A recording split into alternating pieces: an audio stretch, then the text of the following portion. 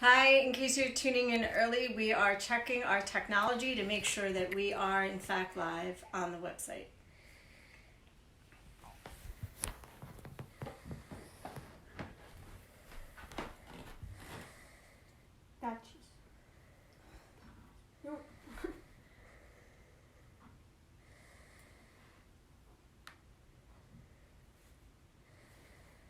Yep, there I am. Hi. What time is it? We have 2 minutes and we have one viewer. Hi to our one viewer. That is us. No, stay. Just keep the sound on.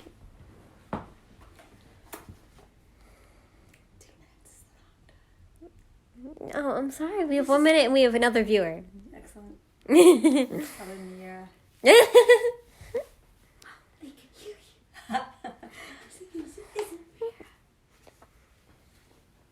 If you're tuning in early, we're just testing out our technology. The story time is going to start promptly at 7, according to my cable. Woo.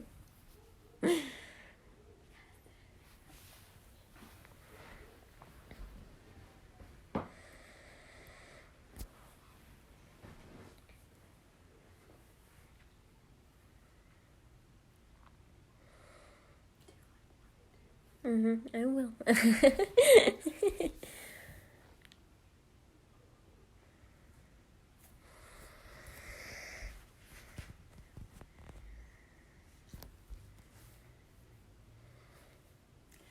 Hi, welcome to our story time. This is Elly.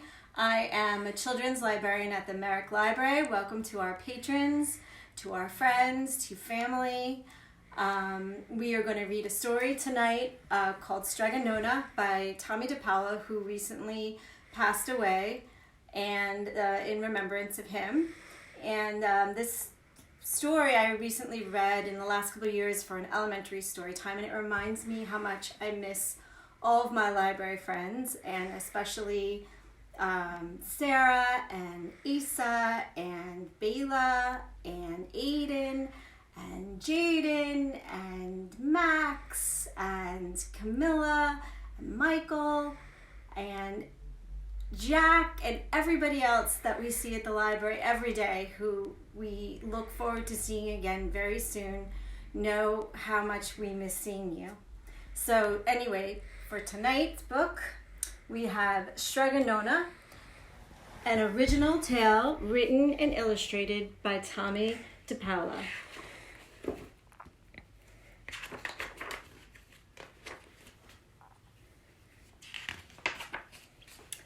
In a town in Calabria a long time ago, there lived an old lady everyone called Strega Nona, which means Grandma Witch.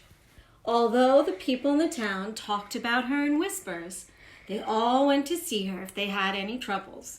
Even the priests and the sisters of the convent went because Strega Nona did have a magic touch.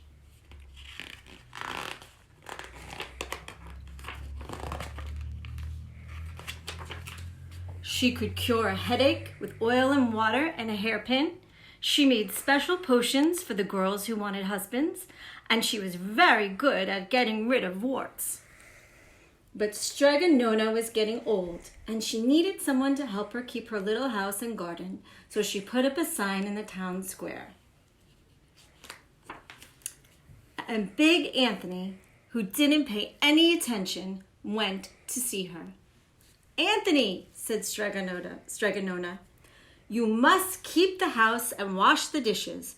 You must weed the garden and pick the vegetables. You must feed the goat and milk her, and you must fetch the water. For this, I will give you 3 coins and a place to sleep and food to eat." "Oh, grazie," said Big Anthony. "The one thing you must never do," said Strega Nona, "is touch the pasta pot. It is very valuable, and I do not let anyone touch it." "Oh, see, yes, said Big Anthony. And so the days went by. Big Anthony did his work, and Strega Nona met with the people of the village who came to see her for headaches and husbands and warts. Big Anthony had a nice bed to sleep in next to the goat shed, and he had food to eat. One evening, when Big Anthony was milking the goat, he heard Strega Nona singing. Peeking in the window, he saw Strega Nona standing over the pasta pot. She sang, "Bubble, bubble, pasta pot. Boil me some pasta, nice and hot. I'm hungry and it's time to sup. Boil enough pasta to fill me up." And the pasta pot bubbled and boiled and was suddenly filled with steaming hot pasta. Then Strega Nona sang, "Enough, enough, my pasta pot. I have my pasta nice and hot. So simmer down, my pot of clay, until I'm hungry another day." "How wonderful," said Big Anthony. "That's a magic pot for sure." And Strega Nona called Big Anthony for supper. But too bad for Big Anthony, because he didn't see Strega Nona blow 3 kisses. 1, 2, 3 to the pot, to the magic pasta pot. Then it stopped boiling. So, this is what happened.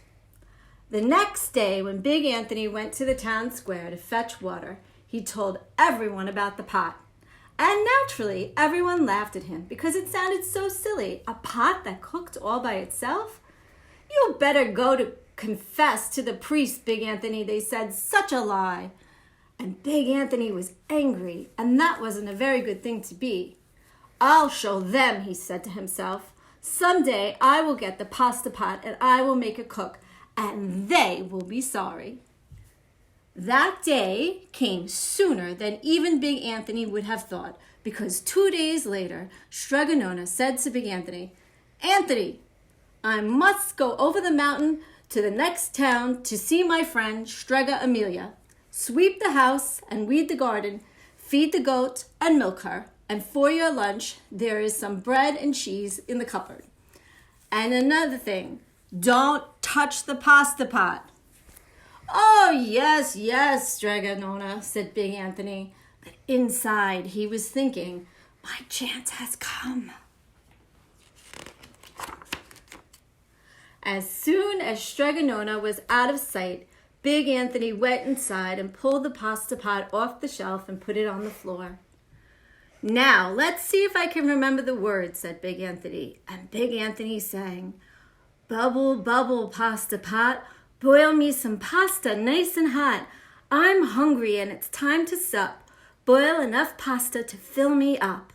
And sure enough, the pot bubbled and boiled and began to fill with pasta. "Aha!" said Big Anthony, and he ran to the town square and jumped on the fountain and shouted, "Everyone, get forks and bowls and plates and platters, pasta for all at Strega Nona's house. Big Anthony has made the magic pasta pot work."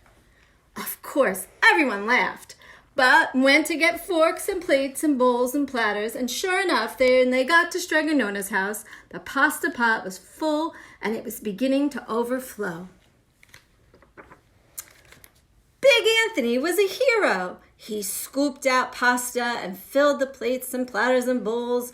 There was more than enough for all the townspeople, including the priest and the sisters from the convent, and some people even came back for 2 or 3 helpings, but the pot was never empty.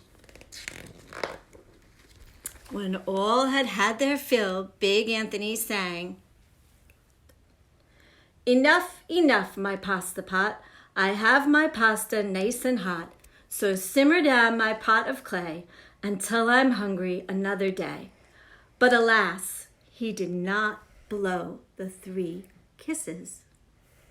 He went outside to the applause of the crowd. Big Anthony took a bow. He was so busy listening to compliments from everyone that he didn't notice that the pasta pot was still bubbling and boiling until a sister from the convent said, "Oh, Big Anthony!" And pasta was pouring out of the pot all over the floor of Strega Nona's house and was coming out the door. Big Anthony rushed in and shouted the magic words again, but the pot kept bubbling. He took the pot off the floor, but the pasta kept pouring from it. Big Anthony grabbed the cover and put it on the pot and sat on it, but the cover up, and Big Anthony as well, and spilled all over the floor and all over Strega Nona's house. "Stop!" cried Big Anthony. But the pasta did not stop, and if someone hadn't grabbed poor Big Anthony, the pasta would have covered him up. The pasta had all but filled the little house. Out of the window and through the doors came the pasta, and the pot kept right on bubbling. The townspeople began to worry. "Do something, Big Anthony!" they shouted. Big Anthony sang the magic song again, but without the 3 kisses, it did no good. By this time, the pasta was on its way down the road, and all of the people were running to keep ahead of it.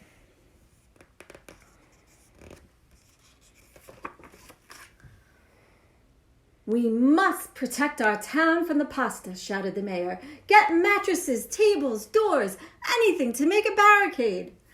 But even that didn't work. The pasta kept bubbling, and the pasta kept coming.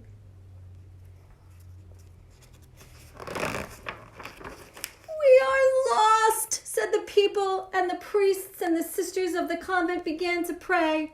"The pasta will cover our town," they cried.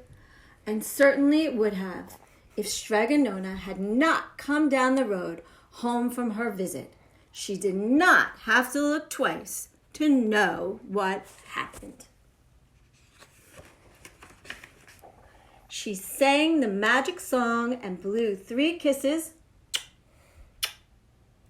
and with a sputter, the pot stopped boiling and the pasta came to a halt. "Oh, grazie! Thank you, Strega Nona," the people cried. But then they turned on Big Anthony. "String him up!" the men of the town shouted.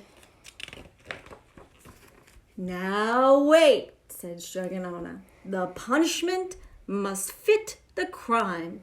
And she took a fork from the lady standing nearby and held it out to Big Anthony.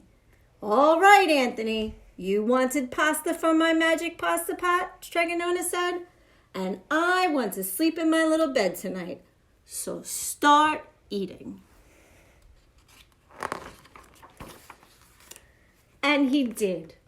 Poor Big Anthony.